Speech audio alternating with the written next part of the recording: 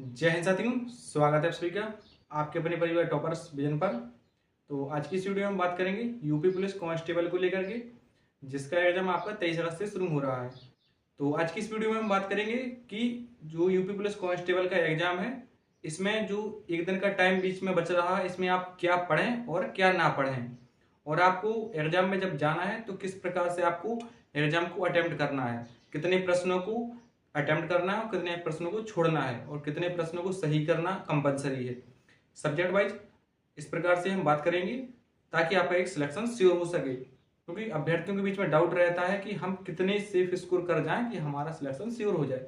तो हम इसके बारे में भी यहाँ पर बात करेंगे कि आपके लिए सेफ स्कोर क्या रह सकता है। तो वीडियो को शुरू करते हैं। जैसा कि आपको पता है कि यूपी पुलिस कांस्टेबल री एग्जाम आपका होना है, 23 अगस्त से आपका एग्जाम शुरू हो रहा है। आप सभी अभ्यर्थियों के बीच में एक कॉमन सा प्रश्न होगा कि अंतिम समय में क्या करें। तो यहाँ पर बात आती है कि अंतिम समय में क्या करें। मान लीजिए किसी का 25 को भी होगा, किसी को 30 का, किसी को 31 का भी होगा, तो उनके पास अभी 7 से 8 दिन का टाइम बच भी रहा है। लेकिन जिनका पेपर यहाँ पर 23 अगस्त को ही है, तो अब वो क्या करें एक दिन में। तो आप ऐसा करिए कि आप जो यूट्यूब पर मैराथन क्लास चल रही है उसको आप बिल्कुल मत लीजिएगा, उनसे लेने से कोई फायदा होगा भी नहीं, ना भी मैराथन से फायदा अभी तक किसी को हुआ है, ना आगे भी होगा। आपने जो भी नोट्स बनाए हैं आप सिर्फ उनको पढ़िएगा, बार बार पढ़िएगा। और ऐसा करिए कि आप जैसे कि मैथ आपने उठाया, तो आपको मैथ्स में जिस कॉन्सेप्ट में प्रॉब्लम आती है उस कॉन्सेप्ट पर आप 2 से 3 सवाल लगा दीजिए। इस प्रकार से आप हर एक कॉन्सेप्ट की 2 से 3 सवाल लगा करके प्रैक्टिस करते हुए निकल जाइए। इसी प्रकार रीजनिंग में करिएगा। और आपने जीके जीएस में कैसे करना है, तो मॉक टेस्ट आपने लगाया होगा, तो आपने उसका एनालिसिस किया होगा, तो आपको पता होगा कि आपका कौन सा पोर्शन वीक है, तो आप उसको थोड़ा रिवाइज कर लीजिएगा। सेम इसी प्रकार से हिंदी की यदि हम बात करें, तो हिंदी कोई इतनी टफ होती नहीं है। उसमें हम मान सकते हैं कि साहित्य में आप लोग क्वेश्चन में फंस जाते हैं कि हमें इसका रचना क्या हो, और उसमें हो सकता है कि आप सही भी कर जाएं। तो इसमें एक लक पर काम करता है, और हो सकता है कि आपने जो याद की वो आ जाए, तो आपको आ जाती है। उसमें आपको याद की है लेकिन आपको ध्यान नहीं आ रही है, तो वो सब चीजें होती हैं कि आप साहित्य में हो सकता है या तो सही हो या गलत हो, उसमें तुक्का लगाने का कोई चांस नहीं होता है। इस प्रकार से आप हिंदी में भी अच्छा स्कोर कर सकते हैं। अब यहाँ पर हम बात करते हैं कि हमें किस सब्जेक्ट में कितना स्कोर करना है और कितने प्रश्नों को हमें सही करना है, ताकि हम एक सेफ स्कोर की तरफ बढ़ पाएं। क्योंकि ऐसा तो है नहीं कि हमने मान लीजिए कि हिंदी में केवल 15 ही सही किए और हम मैथ में पूरे कर लेंगे और रीजनिंग में पूरे कर लेंगे, तो क्या मैथ रीजनिंग से हिंदी का स्कोर कवर हो जाएगा? तो ऐसा बिल्कुल भी नहीं है। क्योंकि आप कितना भी कोशिश कर लीजिए, रीजनिंग हम मान लेते हैं कि आपने 45 के 45 बना लिए, मैथ में 20 के 20 बना लिए, लेकिन आप जी के जी इसमें पूरे के पूरे कभी नहीं बना पाएंगे। इतना तो आप जानते हैं, आपने एग्जाम दिए भी होंगे, तो आपको इतना अनुभव होगा इस चीज का। तो यहीं पर हम बात कर लेते हैं कि आपको सब्जेक्ट वाइज कितने प्रश्नों को सही करना कंपलसरी होगा। तो यहाँ पर यदि हम बात करें हिंदी की, तो आपकी हिंदी की आते हैं 37 प्रश्न। 37 प्रश्नों में कितना हम यहाँ पर स्कोर करें, तो करना तो आपको पूरा का पूरा है ही। आपको यदि मान लीजिए 37 के 37 आ रहे हैं तो बहुत अच्छी बात है, आप पूरे को अटेम्प्ट करिएगा। और मान लीजिए कि आपको 1 से 2 प्रश्न नहीं आ रहे, तो उनको नहीं आ रहे तो क्या छोड़ ही देंगे उसको, तुक्का मत लगाइएगा इसमें। यदि आप 30 प्लस प्रश्नों को सही कर जा रहे हैं और इसके ऊपर यदि आप नहीं कर पा रहे हैं, तो उसमें आप तुक्का मत लगाइएगा, क्योंकि आपके 30 प्रश्न तो सही हो ही गए, तो यानी कि आपके सीधे सीधे 60 नंबर आपके पक्के हो गए हैं। और यदि आप इसमें 30 के ऊपर जो प्रश्न आपके बच रहे हैं 7 प्रश्न, यदि आप इसमें तुक्का लगाने पर जाएंगे तो कहीं ना कहीं आप माइनस में चले जाएंगे, तो आपका स्कोर 60 से नीचे भी आ सकता है। हो सकता है 60 से ऊपर चला जाए, लेकिन 60 से नीचे भी आ सकता है, और इसलिए आप तुक्का मत लगाइएगा। आपका 60 स्कोर है, अच्छा स्कोर है। इस प्रकार से हम बात करें कि यदि आप हिंदी में 30 प्लस कर रहे हैं तो आप सिलेक्शन के नजदीक पहुंच रहे हैं, और आपको करना भी है। आप ऐसा मत करिएगा कि आप 30 प्लस बोल रहे हैं तो इससे हमारा नीचे स्कोर कर सकते हैं क्या, बिल्कुल भी नहीं। आपको 30 तो हर हालत में सही करना ही करना है। यदि आप इससे नीचे कर रहे हैं तो कहीं ना कहीं आप सिलेक्शन से दूर जा रहे हैं। तो आपको हिंदी में 30 प्रश्नों को सही करना है हर हालत में। आप 7 प्रश्नों की, अब ऐसा नहीं है कि 7 प्रश्न आप नहीं कर पाएंगे, हो सकता है कोई अभ्यर्थी कर भी ले जाए, और हो सकता है कि कई अभ्यर्थी ऐसे भी होंगे जो 37 में 37 भी करेंगे। तो ऐसे कुछ ही अभ्यर्थी होते हैं जो पूरे में से पूरे कर पाए। लेकिन यदि हम एक एवरेज स्टूडेंट की यहाँ पर बात करें, तो एक एवरेज स्टूडेंट को कम से कम 30 प्रश्न तो सही करना ही है, इतनी कर ले जाएंगे। और यदि हम यहाँ पर जीके की बात करें तो यहाँ पर 38 प्रश्न आपके पूछे जाते हैं। 38 में से कितने आपको सही करना कंपलसरी है?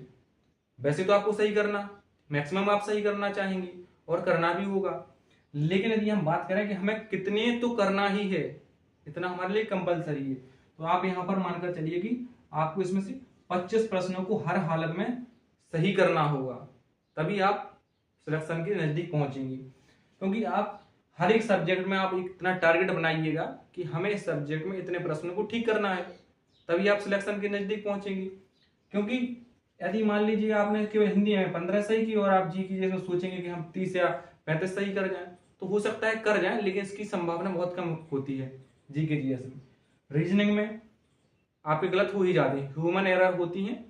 मैंने भी एग्जाम दिया है तो इस प्रकार से होता है कि यदि आपको प्रश्न आ भी गया है तो 2-4 प्रश्न ऐसे होते हैं कि आते हुए भी गलत हो जाते हैं, ये होती है ह्यूमन एरर। तो भी सारी चीजें होती हैं। तो इस प्रकार से आपको हर एक सब्जेक्ट में मैं जितना बताकर आपको चल रहा हूं इतना स्कोर तो आपको करना ही है। हिंदी में आपको 30 प्रश्न सही करने हर हालत में, इससे नीचे आप यदि जा रहे हैं तो आप सिलेक्शन से दूर जा रहे हैं। मैं तो यहाँ पर सीधा कहता हूँ आप सिलेक्शन से दूर जा रहे हैं। 30 प्रश्न हर हालत में सही करना होगा, क्योंकि यदि आप हिंदी में ही नहीं कर पा रहे हैं 30, तो बाकी तो आप रीजनिंग जी के जैसा मैथ्स तो आप छोड़ ही दीजिएगा। क्योंकि हिंदी एक ऐसा सब्जेक्ट होता है जो कहीं ना कहीं सरल होता है और इसमें हम कर भी ले जाते हैं। मैं 60 प्रश्नों को इसलिए छोड़ रहा हूँ क्योंकि यहाँ पर साहित्य से भी आपके 2 से 3 प्रश्न बनते हैं और आपके जो व्याकरण में पर्यायवाची होते हैं उससे भी आपके 1 से 2 प्रश्न बनते हैं। तो इस प्रकार से आपके दोनों मिलाकर के 4 से 5 क्वेश्चन बन जाते हैं। और ये हो सकता है आप साहित्य में सही भी हो जाते हैं और गलत भी होते हैं, तो यहाँ पर आप हो सकता है कि स्कोर ना कर पाए, लेकिन आप बाकी जो आपके टॉपिक है उनमें तो आपको स्कोर करना ही है। इस प्रकार से आप 30 प्रश्न इसमें ठीक करेंगे। और इस प्रकार से आप जीके में आपका क्या स्ट्रेटेजी की यदि हम बात करें कि तो आपसे एक राजधानी मुद्रा पूछी जाएगी, किसी बुक्स का नाम पूछ लिया जाएगा, इसके ऑथर कौन से हैं, इसी प्रकार से आपका एक दिवस पूछ लिया जाएगा। इस प्रकार से आपको प्रश्न पूछे जाएंगे। आपके 38 प्रश्न होंगे, 38 में से आपको कम से कम 25 प्रश्न ठीक करने होंगे। यदि आप 25 प्रश्न यहाँ पर ठीक करेंगे तो आप यहाँ पर कितना तो 50 नंबर सीधे सीधे बनाकर ले जाएंगे। और यदि आप इससे ऊपर आपको आ रहे हैं तभी आप इसमें सही करें। यदि आपको 25 से ऊपर आप श्योर हैं कि प्रश्न का आंसर यही है, तब आप इससे ऊपर जाएं। और यदि आप 25 प्रश्न आपके ऑलरेडी ठीक हो चुके हैं और आपको लग रहा है कि अब हमारे से प्रश्न नहीं होंगे, अभी डाउट है, तो आप उनमें तुक्का लगाने की कोशिश बिल्कुल मत करिए। आपने 25 सही कर दिए, कहीं ना कहीं आप सही डायरेक्शन में और सही स्कोर की तरफ आप बढ़ रहे हैं। इस प्रकार से रीजनिंग में आपके 45 प्रश्न होंगे, तो 45 में से आपको कम से कम 40 प्रश्न तो ठीक करने ही होंगे। कितने करने होंगे? तो यहाँ पर 40 प्रश्न ठीक करने होंगे। ऊपर आप 45 पर भी जा सकते हैं। बाकी यदि आप 40 से नीचे आ रहे हैं तो कहीं ना कहीं आप स्कोर कम की तरफ बढ़ रहे हैं। तो आपको कम नहीं करना है स्कोर, क्योंकि यहाँ पर आप 40 प्रश्न जब ठीक करेंगे तो 40 प्रश्न में क्या होता है कि आप 80 नंबर यहाँ पर सीधे सीधे ले जाएंगे। आप हो सकता है कि आप 5 प्रश्न आपको ना आ रही हो, आप उनमें तुक्का लगाने की कोशिश करें। तुक्का देखो सही तो होता नहीं है, सही भी होता है गलत भी होता है। तो यदि आप इसमें तुक्का लगाने जाएंगे तो कहीं ना कहीं आप मान लीजिए कि 80 है तो 80 से आप नीचे स्कोर को लेकर आ जाए। तो आप इसमें यदि 40 से आप ठीक कर गए हैं रीजनिंग में, तो आपको यदि आ रहे हैं तभी आप आगे बढ़ाएं। यदि आपको आगे नहीं आ रहे हैं, डाउट में, तो आप इसको छोड़ दीजिएगा। इसी प्रकार से मानसिक अभिरुचि की बात करें तो मानसिक अभिरुचि में क्या होता है यहाँ पर कि ऐसा तो है नहीं कि मान लीजिए किसी टीचर ने यदि यूट्यूब पर पढ़ा दिया 200 या 300 क्वेश्चन करा दिए मानसिक अभिरुचि, तो क्या उसी से आ जाएंगे? तो मानसिक अभिरुचि एक ऐसा टॉपिक मान सकते हैं, सब्जेक्ट मान सकते हैं कि कोई भी टीचर यदि पढ़ा देता है तो सेम उसी प्रकार से आपके नहीं आते हैं, बिल्कुल भी नहीं आते हैं। मानसिक अभिरुचि एक ऐसा टॉपिक है, ऐसा सब्जेक्ट है जिसे हम कह सकते हैं कि आपके विवेक पर निर्भर करता है, आप कितना सोच पा रहे हैं। जैसे कि आप पुलिस प्रणाली में जब जा रहे हैं, पुलिस व्यवस्था में आप जा रहे हैं, तो आप पुलिस की तरीके से आप निर्णय ले पा रहे हैं, नहीं ले पा रहे हैं, आपकी सोचने की क्षमता कितनी है, आपका विवेक किस प्रकार से काम करता है, तो इस पर आपका निर्भर करते हैं 10 प्रश्न। और यदि आप इसमें 10 प्रश्न में से यदि आप 8 भी ठीक कर ले जा रहे हैं तो आप कहीं ना कहीं एक अच्छा स्कोर कर रहे हैं। 8 आपको ठीक करने ही होंगे। आप इससे नीचे आ रहे हैं तो कहीं ना कहीं आप सिलेक्शन से दूर जा रहे हैं। और बाकी यदि आप हो सकता है कोई 2 या 3 ही कर पा रहा है सही, तो उसका फिर विवेक अच्छे तरीके से काम नहीं कर पाता, उसे निर्णय लेने की क्षमता उसके पास नहीं है। तो कम से कम आपको मानसिक अभिरुचि में 8 प्रश्न को ठीक करना ही करना है। और मैथ की यदि हम बात करें तो मैथ में क्या होता है कि देखो 20 प्रश्न आने हैं यहाँ पर। अब 20 में से 10 प्रश्न तो ऐसे होंगे जो सभी कर ले जाएंगे, क्योंकि इजी होते हैं 10 प्रश्न। 10 प्रश्न कैसे होंगे यहाँ पर? 10 प्रश्न होंगे यहाँ पर इजी। अब इजी होंगे तो इसमें से 98% अभ्यर्थी 10 को ठीक कर ले जाएंगे। अब जब सभी बच्चे इसको सही कर रहे हैं तो फिर कंपटीशन कहाँ पर बढ़ रहा है और कहाँ पर कम हो रहा है? इससे तो फर्क कोई पड़ेगा नहीं। अब फर्क पड़ेगा किससे? इससे 10 से हम 15 की तरफ बढ़ेंगे। तो 5 प्रश्न ऐसे होंगे जो कहीं ना कहीं मॉडरेट होंगे। मॉडरेट का मतलब हम कह सकते हैं कि मध्यम वर्ग के होंगे। तो इनमें से कुछ अभ्यर्थी इसको सही कर पाएंगे, कुछ नहीं कर पाएंगे। तो यहाँ पर सही करने का जो परसेंटेज रहता है वो कहीं ना कहीं 70% पर आ जाता है कि 5 ऐसे प्रश्न होंगे जिनमें से 70% अभ्यर्थी सही कर पाएंगे और 30% नहीं कर पाएंगे। इस प्रकार से अब आगे यदि हम 5 प्रश्नों की बात करें तो आगे के जो 5 प्रश्न होंगे इसमें ये होंगे टफ या जिसे हम हार्ड कह सकते हैं। अब हार्ड ऐसे नहीं होंगे कि कोई इसको हल ही ना कर पाए। इसमें से 40% ऐसे अभ्यर्थी होंगे कहीं ना कहीं वो इनको बना ले जाएंगे। अब हार्ड इसको हम नहीं कह सकते, बाकी हार्ड उसके लिए होती है जो जिन्हें ना आ रहा हो। अब जिसे आ रहा है तो उसके लिए तो इजी ही है। तो बाकी से हम इसे कह सकते हैं कि मॉडरेट टू हार्ड की तरह भी 5 प्रश्न होंगे। अब यहाँ पर जो कंपटीशन कम होगा और बढ़ेगा वो इन 5 प्रश्नों पर ही डिपेंड करेगा। अब इन 5 प्रश्नों पर डिपेंड करेगा तो हम यदि हम यहाँ पर एक एवरेज स्टूडेंट की बात करें कि उसको इन 5 प्रश्नों में से कितने सही करने चाहिए, तो इनमें से यदि वो 3 प्रश्न भी ठीक कर रहा है, यहाँ पर हम हार्ड की बात कर रहे हैं कि इन हार्ड में से यदि कोई एवरेज स्टूडेंट 3 प्रश्नों को भी ठीक कर रहा है तो कहीं ना कहीं वो एक फाइट में है। क्योंकि 3 यदि हार्ड में से ठीक कर रहा है तो वो फाइट में है, वो स्कोर की तरफ बढ़ रहा है। बाकी यहाँ पर इन 5 में से उसको कहीं ना कहीं 4 ठीक करने पड़ेंगे और 10 में से तो यहाँ पर 10 तो करने ही पड़ेंगे, क्योंकि ये तो इजी है, सभी कर रहे हैं तो आपको भी इनको करना ही पड़ेगा सही। तो इस प्रकार से आप कितने हो जाएंगे? तो 10 और 4 14 और 3 17। तो इस प्रकार से आपको मैथ में कम से कम 17 प्रश्नों को ठीक करना पड़ेगा। चलिए मान लेते हैं कि एक आध और भी गलत यदि हो जाता है तो आपको कम से कम यहाँ पर 16 प्रश्नों को तो ठीक करना ही करना पड़ेगा। तो इस प्रकार से आपको स्कोर रखना पड़ेगा, क्योंकि एक सब्जेक्ट में यदि पूरा स्कोर कर ले जाने से आप कोई यहाँ पर सिलेक्शन या टॉपर नहीं बन पाएंगे, सिलेक्शन नहीं ले पाएंगे, क्योंकि आपको हर एक सब्जेक्ट में स्कोर करना पड़ेगा। और यहाँ पर जब हर एक सब्जेक्ट में आपको स्कोर करना है तो आपको पता होना चाहिए कि कम से कम है किस सब्जेक्ट में कितने प्रश्नों को ठीक करना ही करना है। तो वही मैं आपको यहाँ पर बताने का प्रयास किया है कि हिंदी में आप कम से कम 30 प्रश्नों को तो ठीक करें ही करें।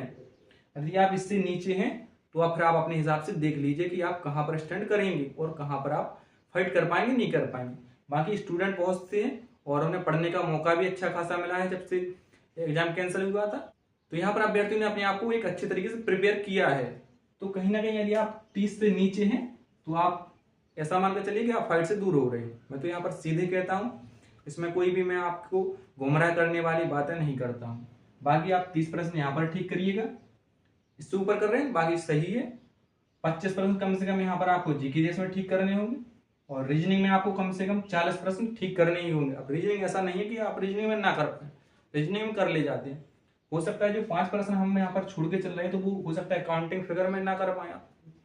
तो यहाँ पर ब्लड रिलेशन का एक आध प्रश्न ऐसा आ सकता है जिसमें कि लंबी थ्योरी दे रखी होती है, तो वहां पर एक टाइम टेकिंग सवाल हो जाते हैं, तो हो सकता है वहां पर आप छोड़ दें। तो इस प्रकार से आपके मैं 5 प्रश्न आपको छोड़कर चल रहा हूँ कि आप इसमें से 5 प्रश्न छोड़ भी सकते हैं। आ रहे हैं तो अच्छी बात है, बाकी नहीं आ रहे तो उनको आप छोड़ दीजिए यदि आप यहाँ पर 40 प्रश्न सही कर पा रहे हैं तो। इसी प्रकार से मानसिक अभिरुचि आप ऐसा मत मानिएगा कि फलाने टीचर ने यहाँ पर पढ़ा दिया तो उनकी यहाँ से आ जाएगा।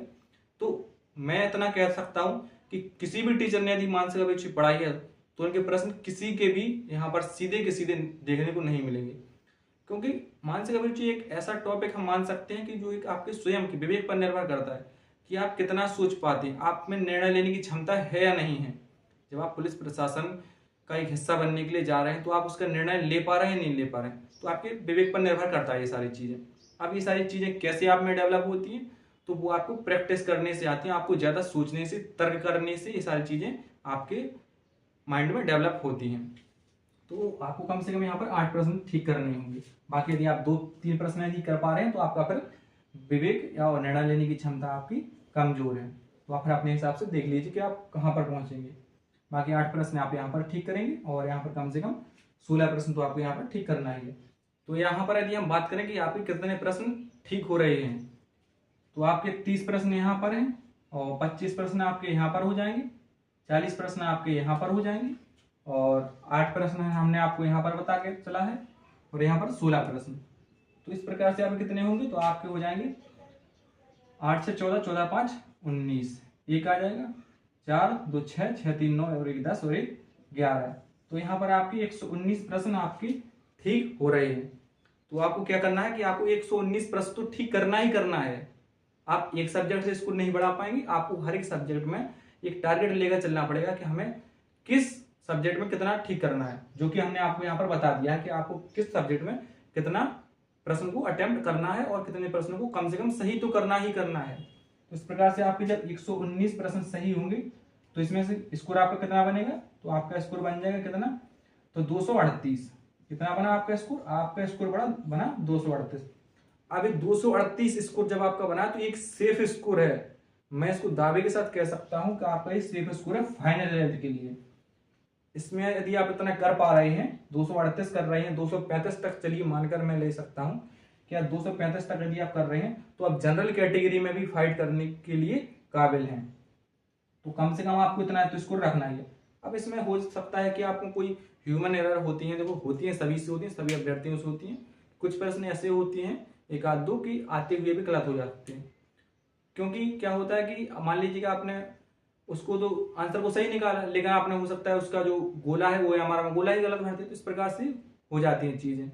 और यहाँ पर एक चीज आप और ध्यान रखिएगा कि जब आप OMR भरेंगे तो कुछ अभ्यर्थी यहाँ पर क्या करते हैं कि पहले जो प्रश्न पत्र है उसमें टिक लगा लेते हैं, पहले का A, दूसरे का B, तीसरे का C, इस प्रकार से कर लेते हैं और बाद में OMR में भरते हैं।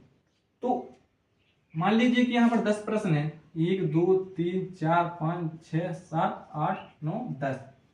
अब आपने क्या किया कि पहले का आपने ये सही कर लिया, किसमें कर रहे हैं, आपने गोला नहीं भरा, आप प्रश्न पत्र में से दूसरे का B, तीसरे का A, चौथे का C, इस प्रकार से कर रहे हैं। अब मान लीजिए कि आपको 5वां प्रश्न नहीं आया तो आपने 5वां को छोड़ दिया और छठे का आप फिर से A करने लगे। अब आप क्या किया कि आपने बाद में OMR को भरी, बाद में OMR भरने का परिणाम मैं आपको यहाँ पर बताता हूं, इसका क्या गलत परिणाम होते हैं। आपने 4 तक तो आप सीरीज लेकर चले, लेकिन आपने 5वां छोड़ दिया, फिर आप 6वें पर आ गए।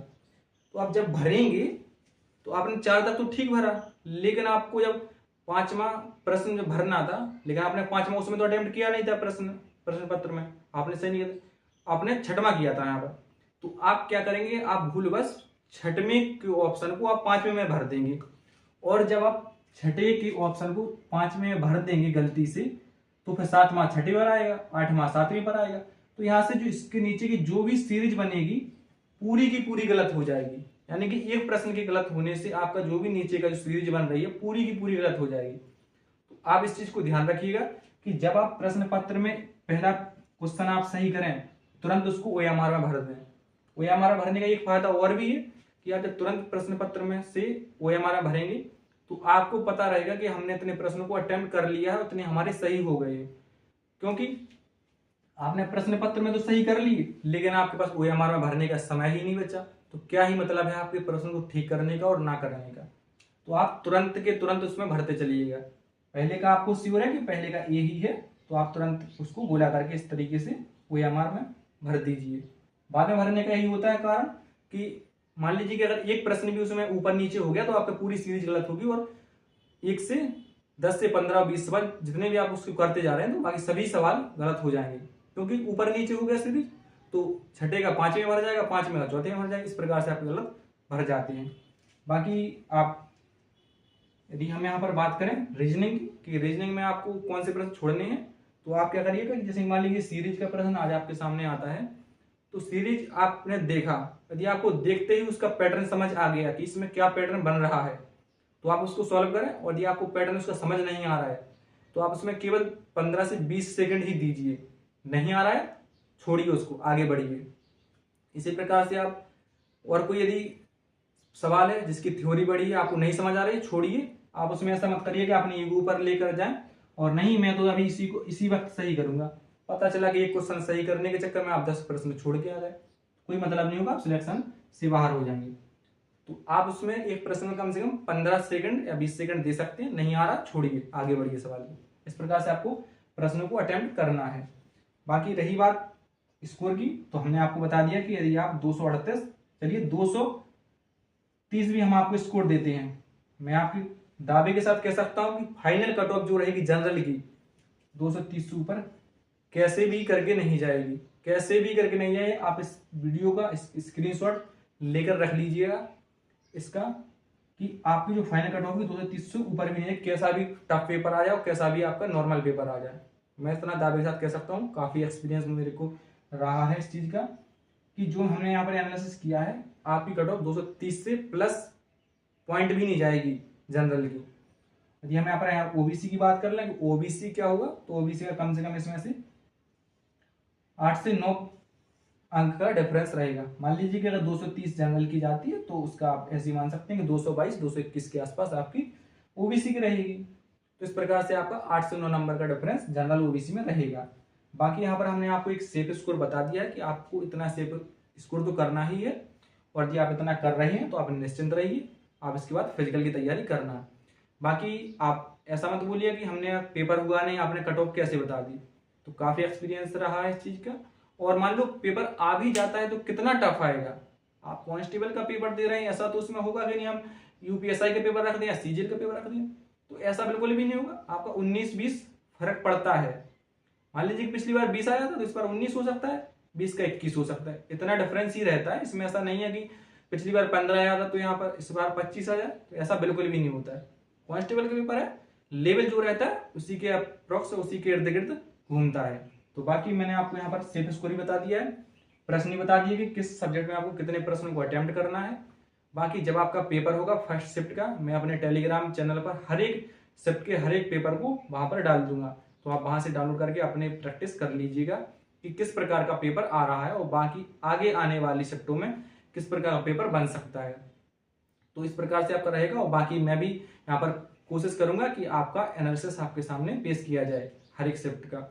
तो जैसे ही 23 का फर्स्ट शिफ्ट का पेपर होता है उसका एनालिसिस मैं आपके सामने लेकर आऊंगा, इसी प्रकार से सेकंड शिफ्ट का 23 की, तो हर एक शिफ्ट का मैं आपके सामने एनालिसिस लेकर आऊंगा। बाकी कट ऑफ की वीडियो आएगी जो आपके पास 31 को आपका लास्ट पेपर है, तो आपको 1 सितंबर को आपको इसकी कट ऑफ की वीडियो मिल जाएगी। और जो मैं आपको कट ऑफ की वीडियो बताऊंगा वही कट ऑफ आपको देखने को मिलेगी। अब ऐसा मत मानिए कि मैंने आपको यहाँ पर बता दी तो इसमें और इसमें क्या डिफरेंस रहेगा। तो मैं इतना दावे के साथ कह सकता हूँ कि इसमें जो मैंने अभी बताई है और इसमें जो मैं बताऊंगा कोई खास इसमें डिफरेंस नहीं रहेगा, क्योंकि पेपर पर भी डिपेंड करेगा। तो कुछ चीजें इसमें से ऊपर नीचे हो सकती हैं। बाकी अभी आप इसको इतना मानकर चलिएगा कि सेफ स्कोर आपका 230 प्लस है। वैसे हमने 238 का स्कोर निकाला है, बाकी मैं 230 इसको मानकर चलता हूँ कि 230 प्लस यदि आपका स्कोर है तो आप फाइनल सिलेक्शन की तरफ हैं और आप कहीं ना कहीं फाइनल सिलेक्शन ले भी जाएंगे। तो आज का ये वीडियो आप सभी यूपी पुलिस के अभ्यर्थियों के लिए। बाकी आप इस वीडियो को जरूर देख कर जाना, अपने सभी मित्रों दोस्तों को यहाँ पर इस वीडियो को रिकमेंड करना, अपने सजेस्ट करना अपने सभी अभ्यर्थियों को, अपने दोस्तों को, कि हमें कैसे पेपर को अटेम्प्ट करना और कितने प्रश्नों को हमें सही करना है। आप जब इस वीडियो को देख कर जाएंगे तो कहीं ना कहीं इस वीडियो का फायदा आपको पेपर में देखने को मिलेगा। ये सारी चीजें आपको पेपर के टाइम ध्यान आएंगी कि उस वीडियो में क्या बताया गया था, हमें कितने प्रश्नों को अटेम्प्ट करना है। यदि हम इतने प्रश्नों को अटेम्प्ट करेंगे तो हम फाइनल सिलेक्शन की तरफ बढ़ेंगे। तो इस वीडियो को आप जरूर से देख के जाएं, आपकी अंतिम वीडियो होगी और कहीं ना कहीं ये वीडियो जो आपको रामबाण सिद्ध होगी, मैं इतना दावे के साथ कह सकता हूँ। आप विश्वास मान करके चलिएगा, आप वीडियो को जरूर देखिए, ज्यादा से ज्यादा प्यार दीजिएगा। बाकी मिलेंगे अगली वीडियो के साथ, तब तक के लिए जय हिंद जय भारत। और 23 तारीख के जब आपका फर्स्ट शिफ्ट का पेपर होगा उसके बाद एनालिसिस आपके सामने लेकर आएंगे। तो मिलेंगे अगली वीडियो के साथ, तब तक के लिए जय हिंद जय भारत, वंदे मातरम।